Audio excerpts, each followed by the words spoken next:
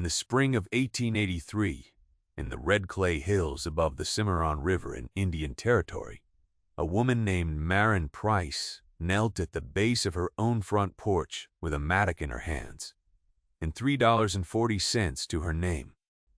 She was 28 years old. Her husband had been dead 4 months, and every creditor in Tula Creek believed she understood nothing at all. The house behind her was a low, 2-room structure of pine board and red clay chinking, set on a cut stone foundation above the south-facing slope, with a wide front porch added some years after the original build, its boards running on different grain than the floor inside, a thing her eye had always noted without naming. Vernon had bought the land and the structure together in 1871, 12 years before she knew him, and the house carried that prior history in its bones the way old wood carries the memory of the rain that bent it. She had moved into it in 1877, the year of their marriage, and she had made it livable by the labor of her own hands, patching the chinking, rehanging the cellar door, laying the kitchen floor flat, where it had cupped in 3 places against the joists. Vernon was not an idle man, but his attention ran to the land rather than the structure above it, to the condition of the fence lines and the state of the well, rather than the pitch of a door hinge. She had not complained about this. It was the arrangement they had reached without stating it, the way most arrangements in a household are made. Vernon had died in the feed barn on the 6th of February, a blood vessel failing without warning or ceremony on a morning like any other morning, the temperature below freezing and the sky the flat gray of old iron. She had found him there at 7:30, gone to call him for breakfast. He had been dead at least an hour by then. The barn smelled of hay and the cold that had settled through the night, and the mule cob was standing at the far wall, watching the door with the patient vacancy of his kind. And Vernon was on the barn floor with one hand still holding the grain sack he had been carrying when he fell. She had buried him in the churchyard at Tula Creek 4 days later, in ground the minister said was frozen too hard for a proper grave, but that the 2 men hired for the work had broken through by late afternoon with iron bars and persistence. 43 people came. She remembered that number precisely because she had counted them, not from sentiment, but because she was a woman who counted things and had always done so, and the counting gave her something to do with her hands while she stood at the graveside in the February wind. The debts arrived 10 days after the burial. Fawcett was his name, the representative of the Tula Creek Savings and Mercantile Bank, man of perhaps 50, with gray mutton chop whiskers and the careful manners of someone accustomed to delivering bad news in pleasant surroundings. He had brought a ledger. He had placed it on Vernon's kitchen table, her kitchen table now, and opened it to a page flagged with a strip of cloth, and he had walked her through the columns with a pencil in his hand and the patient tone of a schoolteacher whose student is slower than he had hoped. The ledger told a story she had not known. Vernon had borrowed against this land 4 separate times. The first loan was in 1874, 3 years after he bought the place. The second was 1876. The third was 1879. The fourth was 1881, 2 years before his death. Each loan had been secured by the land. Each had been made at the Tula Creek Savings and Mercantile Bank. The total balance due, interest and principal combined, was $912. She had listened to all of it without interrupting. When Fawcett finished, he closed the ledger with the careful precision of a man who knows his work is complete. And he told her he was sorry, and he told her the bank held the first lien on the property, and that she had 60 days to satisfy the outstanding balance or vacate the premises and the quarter section attached to them. She had thanked him and seen him out. She had stood at the window for a long time after, watching his buggy diminish down the red clay road toward town, the horse's breath steaming in the February cold. She had looked at the window glass, at the faint distortion in it where the glass had not set perfectly flat, the way old glass always has a little river in it if you look at an angle. Vernon had chosen the glass. Vernon had chosen a great many things she had not been present for, and some she had not known about at all. $912 against land, worth perhaps $400 at current prices, perhaps $500 if the territory's growth continued. That was not carelessness. A man does not take out 4 loans in 12 years against one piece of ground out of carelessness. That is arrangement. That is intention. She had stood at the window with the February cold coming through the frame around the glass, and she had thought about what her father used to say in the joinery shop he kept in Caldwell, Kansas, when she was a girl spending her Saturdays sitting on the bench shavings watching him work. He would test a drawer's fit with 2 fingers, pressing gently at each corner in sequence, feeling the resistance, and he would say that a thing that slides wrong always has a reason. You find the reason before you force the slide. He had told her this as carpentry advice, as the simple principle of wood and joinery. She understood now that he had been telling her something larger. She began the search the next morning. Vernon had not been a man of deep organization, but he had been a keeper of things. The way frontier men often are when the nearest town is half a day's ride, and everything you cannot replace must be held on to. She found his papers in 4 separate places.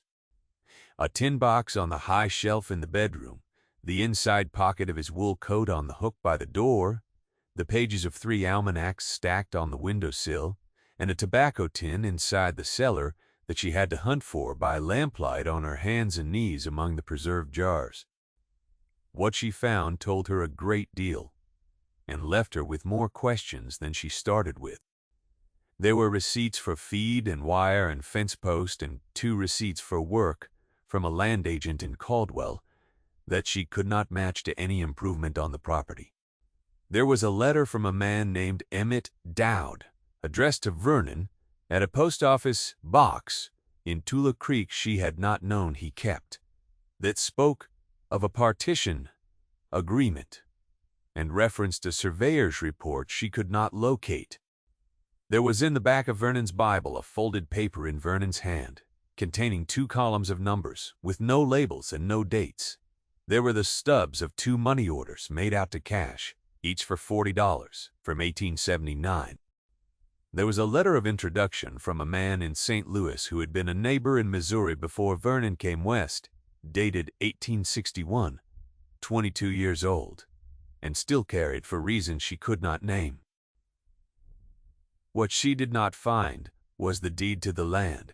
She had assumed it was in the tin box on the high shelf. It was not. She assumed she had missed it among the almanac pages. She had not. She went through every drawer in the house, lifted the boards of the cellar floor where one had an iron ring, pulled the lining of Vernon's wool coat out from the back of the collar, pressed the pages of every book in the house, one by one. The deed was not in the house.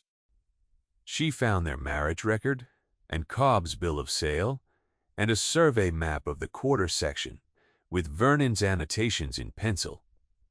But the deed itself, the instrument that proved his ownership, and hers now, was not where it should have been. She wrote the absence down on a piece of paper, and set it beside the letter from Dowd. The porch was the thing she came back to, despite herself. It had been added after the house, that was clear from the grain of the lumber, and it sat high off the ground, at the front, where the hill fell away, the lattice skirt around 3 sides of it weathering to the same gray as old bone. She had gone under there at the beginning of March to retrieve a length of wire Cobb had dragged beneath it from the yard, following the wire's track through the lattice on her hands and knees in the red clay, and as she crawled back out with the wire coiled over her arm, she had noticed something she almost let pass without noting. The soil at the left front corner post was different. Not different in color, not obviously, different in texture. The clay around the base of the post was looser, more particulate, carrying the faint horizontal lines of ground that has been compressed from above and then allowed to expand. Ground that has been filled back in over a hole. She noted it and said nothing to anyone. She went to the courthouse in Tula Creek the next week, on a Tuesday when Fawcett's buggy was not in the square, and she asked for the plat records. The clerk was a deliberate man named Tibbets who wore his spectacles on a cord around his neck, and who regarded her presence in the records room as a mild inconvenience he was too civil to name aloud. He pulled the plat book for her section and left her with it, while he returned to his other work.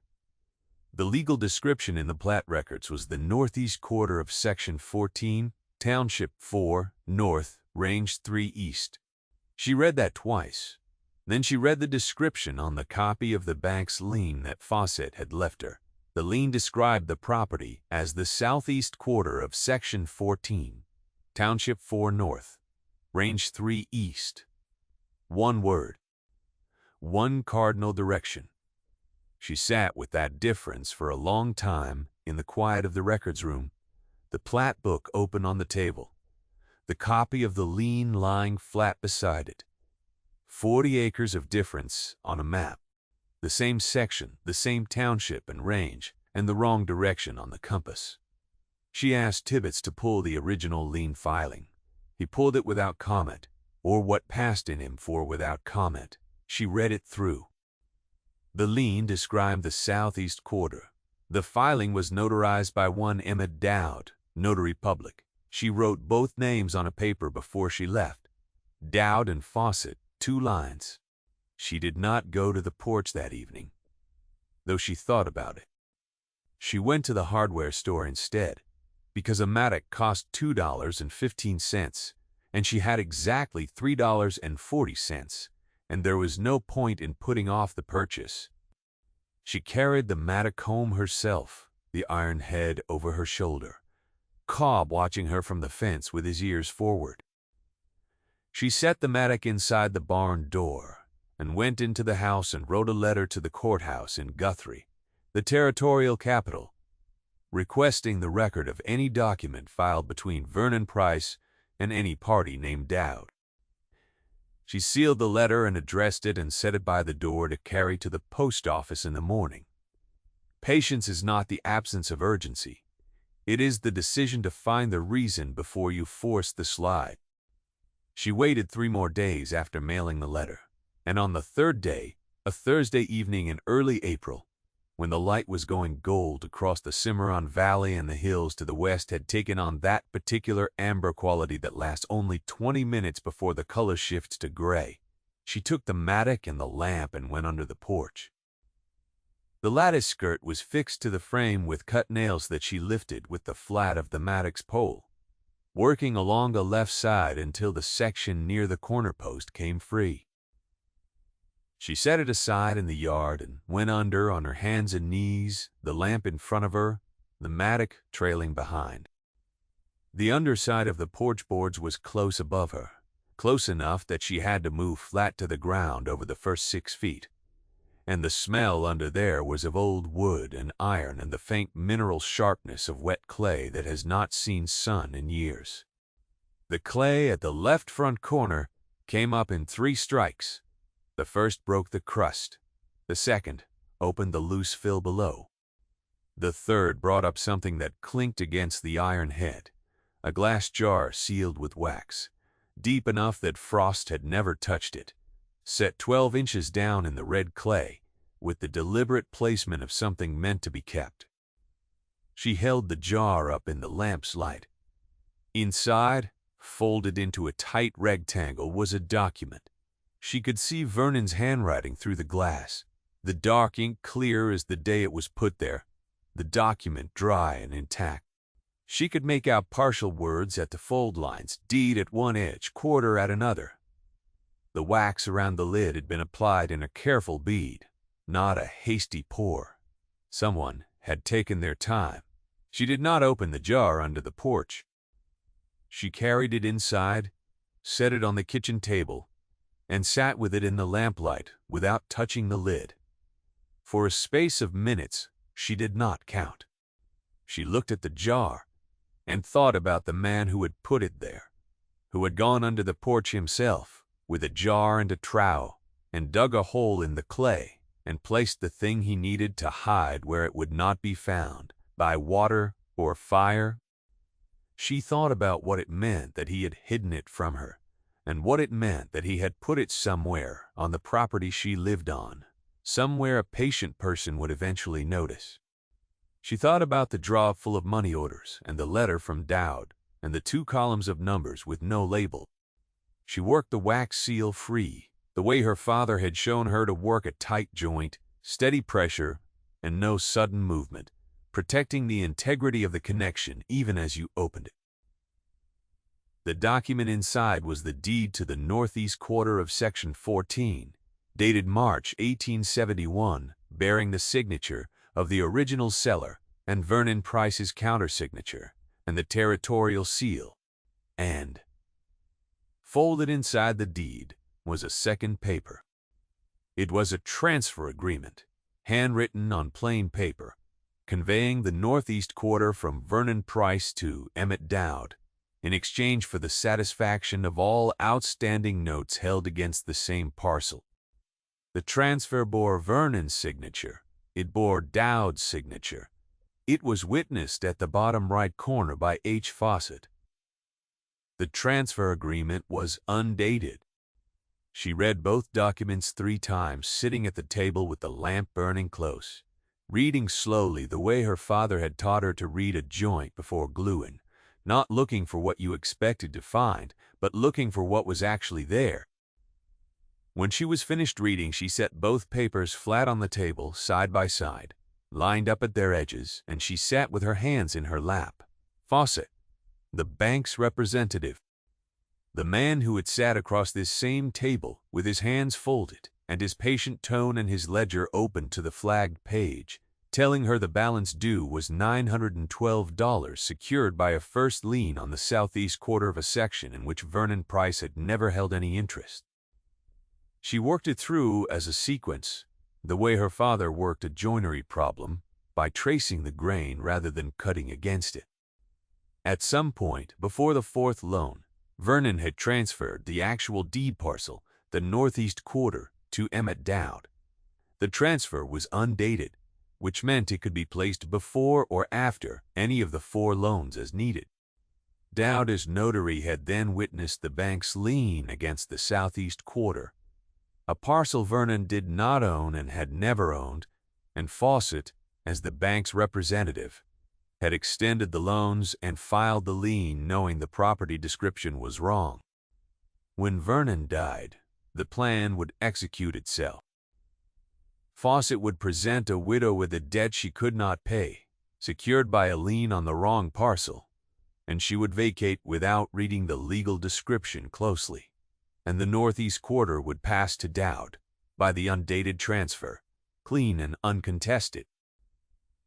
The hidden deed was the part that did not fit. If Vernon had been party to this arrangement, if he had taken money from Dowd in exchange for the transfer, he had also hidden the deed where it might eventually be found. That was not the action of a man who had surrendered his land willingly. That was the action of a man who had realized, too late perhaps or too impotent to act on what he knew, that he had been maneuvered into signing something whose full meaning he had not grasped until afterward. She sat with that reading and tested it against the money orders. 2 payments of $40 each in 1879, the year of the 3rd loan, the year, if the Guthrie Courthouse confirmed it, of the partition agreement between Vernon and Dowd. Whatever was given to Vernon, whatever persuaded him to sign the transfer, had been modest. $40 was not nothing on the frontier, but against a quarter section of hill land it was almost nothing. He had been persuaded, or pressured, or deceived, and at some point he had understood the shape of what had happened, and he had buried the deed in the ground and died before he could do anything with the knowing. She wrote all of this down on paper in her own hand, organizing it in columns, the way she had seen her father organize the measurements for a cabinet, each column a separate element, each row a date or a name or a fact that could be verified. When the paper was full, she read it back. Then she blew out the lamp and went to bed. If you have ever held a question pressed against your teeth for weeks, tasting it every morning and swallowing it back every evening, you understand what kind of resolve that requires. Not the resolve of action, but the resolve of restraint, the decision to wait until you have the full picture before you move any piece of it. The response from the Guthrie courthouse arrived 11 days later, carried by the post rider on a Wednesday when the blackjack oaks along the road were putting out their first leaves. It confirmed the existence of a partition agreement filed between Vernon Price and Emmett Dowd on the 14th of September 1879 in the Territorial Recorder's Office. The agreement divided the mineral rights beneath the northeast quarter of Section 14 from the surface rights. The mineral rights were conveyed to Dowd. The surface rights were retained by Vernon Price. The partition was witnessed by H. Fawcett. She added these facts to her column paper. Here was the deeper structure. In 1879, the territory was beginning to open, and survey parties had begun moving through the Cimarron country in advance of anticipated settlement and development. A man who knew the survey results before they were made public would know which parcels carried value beneath the surface. The northeast quarter must have shown promise. Dowd, who had access to such information, had persuaded Vernon to partition the mineral rights from the surface rights and transfer them to Dowd, and then to further transfer the surface rights back to Vernon in a second, undated instrument that Dowd could deploy or suppress as circumstances required. The bank had then made 4 loans, secured by a fictitious lien, giving Vernon money against land he did not fully control, and when Vernon died, the apparatus would execute itself. Fawcett would foreclose on the lien, clearing the surface rights with a court judgment, and Dowd would hold the mineral rights permanently, transferred out before the lien was filed and therefore untouched by the foreclosure. Between them, they had arranged for the land to be fully stripped from Vernon's estate and from any widow he might leave. What they had not arranged for was a woman who knew to look in the ground before she vacated the house above it. There was a woman in Tula Creek named Cecily Garst, who kept a notary office on the west side of the square in a narrow building she shared with a surveyor who was seldom present. Cecily had iron-gray hair and a reading desk with a green glass oil lamp and spectacles on a beaded chain, and she had a dispute with Vernon going back to the early days of his settlement in Tula Creek that she had never fully named to Marin, but whose outlines had been visible in the particular silence Cecily maintained whenever Vernon's name came up in conversation. Marin had understood that silence, though she had not understood its cause, and she had maintained her own courtesy with Cecily across the years of it. She brought the documents to Cecily on a Thursday morning in late April and laid them on the counter without preamble. The deed, the transfer, the Guthrie confirmation of the partition, the copy of the bank's lien, and her column paper summarizing the sequence of dates. Cecily read them all the way through, with her spectacles on and her face still asking no questions until she reached the bottom of the column paper. Then she asked 2 questions. First, the date of the bank's lien filing against the southeast quarter. Second, the date the partition agreement had been recorded in Guthrie. Marin gave her both dates from memory. Cecily removed her spectacles and looked out the front window of her office at the square. The lien was filed after the partition was recorded, she said. Yes? Fawcett witnessed the partition. Fawcett brought you the lien? Cecily pressed her lips together in the way that in another person might have been the beginning of a long statement. In Cecily, it was the substitute for one. You need a lawyer from outside this county, she said. There is a man in Guthrie named Elias Marsh who does land disputes in the territory. He is precise, and he is not cheap, and he is the right choice here. Marin asked what he would need. "What you have."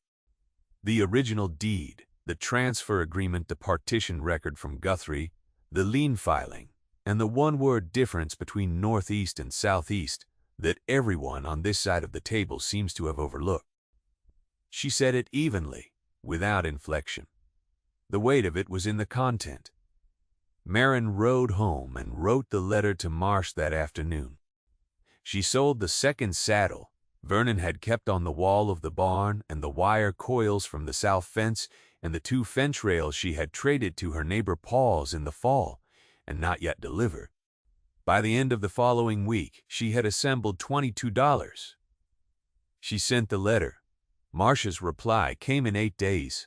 It was 4 pages, in a precise, slightly compressed hand, legal in its organization, but direct in its conclusion. He had written it without preamble or condolence, which she respected. He addressed the legal question as a legal question, and let the facts carry their own weight, which was considerable. The lien could not attach to the northeast quarter because Vernon's recorded ownership of that parcel had been extinguished by the transfer to Dowd, a transfer witnessed by Fawcett before the lien was filed. A lien against the southeast quarter, a parcel Vernon had never owned and for which no deed of transfer to him existed in any recorder's office in the territory, could not serve as the basis for foreclosing on the northeast quarter, which was the land she occupied and the land the courthouse plat records showed as Vernon's conveyance. The foreclosure proceeding was without legal foundation. Marsh also noted that the undated transfer raised questions of its own. The absence of a date was a drafting deficiency that a court might view as potentially deliberate. He noted that the partition had been recorded without Marin's knowledge or formal consent, which raised questions about procedure that could bear examination. He said that taken together, the documents presented a pattern of conduct he would be prepared to argue before the territorial court. She rode to Guthrie to meet him on a Saturday in late May, 3 hours on horseback through country that was already beginning to show the summer dust, despite the green still on the blackjacks. Arriving in the early afternoon when the territorial capital was at its usual midday pace of wagons and foot traffic, and the sound of framing hammers from the buildings still going up along the main streets. Marsh's office was a narrow room on the second floor of a building near the Capitol, reached by an exterior stair of painted wood that had begun to show wear at the edges from the traffic of clients. The office had case books along the wall, and a view of the street below, and a desk that was large and very clean, the kind of desk that belongs to a man who keeps his materials organized because he thinks in categories. He was a compact man in his middle 50s, precise in his movements and spare in his speech. The kind of man who says what he means without saying it twice, and does not expect to be thanked for saying it plainly. He examined the original documents across the desk from her, while she watched the street below, the Guthrie foot traffic thick and purposeful, a territorial capital filling itself in as fast as lumber could be milled and laid, as fast as claims could be filed and disputes could be adjudicated. When he was done reading, he set the documents down and asked her a question she had not fully prepared for. Had she found the consideration, the thing actually given to Vernon, in exchange for his signature, on the transfer and his consent to the mineral rights partition? She told him about the money orders. $40 each, 2 of them, in 1879. He was quiet for a moment. $80 against a quarter section, and the mineral rights beneath it, he said. That is what the stubs say. It may have been that the consideration also included the loan funds, he said. It is possible the loans themselves were the arrangement. Vernon received cash advances from the bank. The bank extended those advances, knowing the underlying security was defective, because the security was beside the point. What the bank and Dowd were acquiring was the land. She had reached that same conclusion at the kitchen table, but she had not said it aloud to anyone before this moment. Saying it aloud in a lawyer's office, with the documents laid flat on his desk, made it a different kind of fact. "The foreclosure," she said. "Can you stop it?" "Yes," he said. "That I can stop. The lien is void on its face. The property description doesn't match the conveyance. Any territorial court will see that in 15 minutes." She authorized him to proceed. She paid him $40 from the money she had assembled from Vernon's things, and she rode back to Tula Creek with the originals in her saddlebag and put them in the mason jar and put the mason jar on the high shelf in the bedroom where she could see it from the bed, the glass catching the morning light when the angle was right. Marsh filed the challenge to the foreclosure proceeding in the territorial court at Guthrie in the last week of June. The filing named the discrepancy in the property descriptions, the absence of Vernon's recorded title to the southeast quarter, and Fawcett's dual role as bank representative and witness to the instruments that preceded the lien.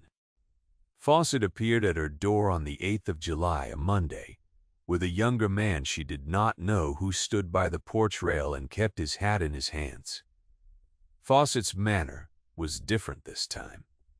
The folded hands were gone. He told her the bank was prepared to discuss an arrangement that might benefit all parties and allow a resolution without the expense of court proceedings. She stood in the door with the screen between them and told him that her correspondence should go to Elias Marsh in Guthrie, that she had nothing to discuss with him directly. He left. The younger man left. She watched them from the window the same way she had watched Fawcett's first departure, in February, with the snow still on the ground.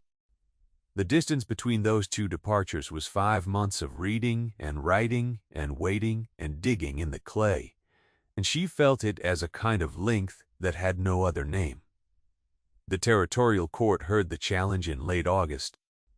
Marsh had told her she was not required to testify, that the documents made the argument more clearly than any witness could, and she had trusted his judgment and come to the hearing anyway, sitting in the gallery in the warm wool of the courtroom. The bank's counsel had presented the lien and the foreclosure notice. Marsh had presented the deed, the Guthrie partition record, and the filed instrument showing Fawcett's witness signature on the transfer. The judge had asked 3 questions of the bank's counsel and received 3 insufficient answers, and the proceeding had lasted less than 2 hours. The ruling came in writing 10 days later. The court found that the bank's lien described a parcel in which Vernon Price had held no recorded interest at the time of the lien's filing, that the description in the lien and the description in the recorded deed were materially different in a way that was not a clerical error, and that the foreclosure proceeding against the northeast quarter of Section 14 was accordingly without legal basis and was dismissed. She read the ruling at the kitchen table and then set it flat on the table and pressed her palms against it for a moment, feeling the paper under her hands. Fawcett's name appeared 3 weeks later in the Tula Creek Courier in a 4-line notice stating that he had resigned his position at the Tula Creek Savings and Mercantile Bank and departed the territory. The notice did not say where he had gone. She read it once and did not read it again. Dowd's case moved more slowly through the autumn and into the first cold of winter. The challenge to the partition agreement required a fuller proceeding, Marsh had explained, because the question of consent and procedural regularity was more complex than a simple mismatch of property descriptions. She had signed no document consenting to the partition, but her signature had not been required by the territory's procedures at that time, and Marsh had to argue the case on narrower grounds. The absence of proper notice and the circumstances of recording that made the transfer's benefit run entirely to one party with no corresponding documented benefit to the other. The proceeding was heard in November, and the ruling arrived in December. On a gray afternoon, when the first dusting of snow had come and gone and left the red clay hills the color of old brick, Marsh's letter was 3 pages. The territorial court had set aside the partition agreement on the grounds of defective procedure in its execution and recording, finding that the instrument as filed did not meet the requirements for a valid partition of real property rights under territorial law. The mineral rights, having been conveyed under a void instrument, reverted to the surface estate. The surface estate was hers. She read the letter through twice. Then she folded it and placed it in the mason jar alongside the deed and the transfer agreement and the copy of the court's foreclosure dismissal, and she put the jar back on the high shelf. She wrote to Marsh to thank him and to ask his bill. His accounting came in January, and the full amount owed, less the $40 already paid, was $90. She had very little money left, the winter having cost her more than she had budgeted, but in February she found a lease agreement from a Kansas City survey company for the mineral rights to the northeast quarter, with a payment of $60 for the first year's access, an option to renew. She took it. She paid Marsh $30 in February and $30 in April, and the final $30 in July of the following year. And when she sealed the last payment envelope, she sat for a moment with it in her hands and thought about the sequence of it from the February morning she had found Vernon in the barn. Through Fawcett and his ledger and the missing deed and the jar in the clay, through the courthouse in Tula Creek and the lawyer in Guthrie, and the 2 hearings and the 2 rulings, all the way to this kitchen table in the summer of 1884, the porch light coming through the window at an angle, and the rose bush she had planted at the left front corner post, just coming into its second season, outside. After Marsh's last payment was settled, she had $41. She put them in the mason jar. Cecily Garth stopped her in the square on a morning in the following spring and said quietly that Tibbets at the courthouse had mentioned the Price case to his cousin, who had mentioned it elsewhere, and that people in Tula Creek had begun to understand the shape of what had nearly happened. She said it the way Cecily said most things, plainly and without editorializing, as a delivery of information rather than an invitation to expand on it. Marin thanked her and said she appreciated Cecily's help at the beginning of it, when she had needed to know which lawyer to write. Cecily waved that off with a movement of her hand. "You had already done the work," she said. "By the time you walked into my office, you had done all of it. I just told you the name." That was not entirely true, but Marin did not contradict it. The names were part of it. Knowing whose opinion to seek and whose methods to trust had been its own kind of work, requiring the same patience as reading a plat record or prying wax from a jar's lid. You did not know whose name to ask for until you understood the shape of the problem, and understanding the shape required all the weeks that came before. Not every truth announces itself. Some truths sit in the ground for months, sealed against water and rot, waiting for the right hands to come for them. Vernon had been a man who had been outmaneuvered and had known it too late to act on the knowing, and he had left what he had where a patient person would find it. Whether he had intended her specifically, whether he had imagined that she would be the one to go under the porch with a lamp, she could not know and would not ask. The fact was that the ground had held what was given to it, and when she asked for it back, it gave it back intact. She had a carpenter named Lind come out from Tula Creek in the autumn to look at the left front corner post, which had begun to show a small lean that worried her. Lind examined the post and the footing and told her the clay had shifted in the wet spring and that he could brace it and repack the base, and it would hold another 20 years. While he was working, she brought him water and watched him work the same way she had watched her father work in the joinery shop in Caldwell when she was a girl. The same attention, the same interest in the problem, and the method and the specific resistance of the material. When Lind finished and stood and brushed the red clay from his knees, he looked at the base of the post and said, "Someone dug here before. Ground's been disturbed more than once." "Yes," she said, "it has." He nodded, asking nothing further, the way a man who works with his hands understands that the history of a thing is in the material and does not always need a name.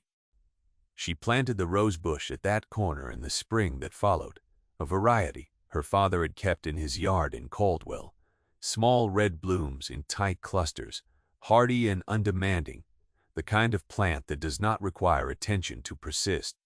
It had taken 2 seasons to establish itself. In its 3rd season, it climbed the corner post to the height of the porch rail and flowered in clusters, the color of the shawl she wore through the cold months, a deep red that read clearly against the weathered gray of the porch boards and the cream of the house wall. The jar is on the high shelf, still. The money in it has changed in amount, over the years spent and replenished as circumstances required, but the jar itself remains washed clean and upright on its shelf, catching the morning light through the bedroom window at the angle that makes glass look like water. It is the kind of object that a person returning to the house after years away would look for first, before looking for anything else, because a thing kept that carefully in the same place through all the changes of a life becomes its own kind of proof. If you have ever held a buried thing patiently, keeping it safe until the right moment, until you understood what you had and what to do with it, leave a word below. And if stories like this one, about a woman who knew to look in the ground before she gave up the sky above it, are the reason you keep coming back here, there is another one waiting for you. The rosebush flowers in May